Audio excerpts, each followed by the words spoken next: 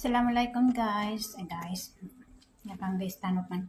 So yan nagawa ko ng magtagalog kasi karamihan sa ating mga followers ay mga Tagalog, Filipino Tagalog language.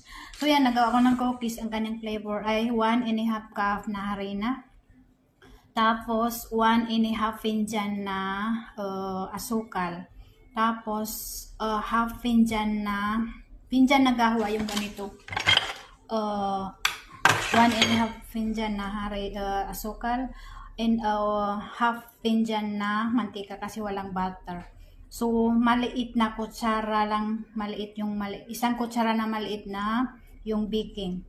Tapos isang itlog, tapos isang malaking kutsara na vanilla.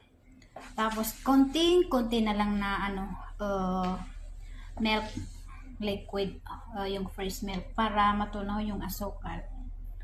So yun lang ang kaniyang flavor. At saka yan, chocolate powder, cocoa, cacao.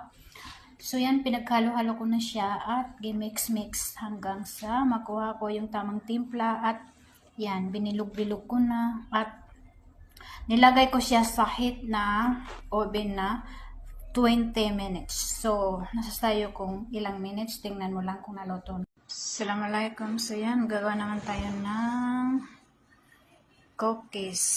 Flavor ay mint nana. So, yan guys. Thank you for watching. Nag-request yung anak ng amo ko. Magawa ko daw ulit. So, yan. Madali lang naman. Alhamdulillah.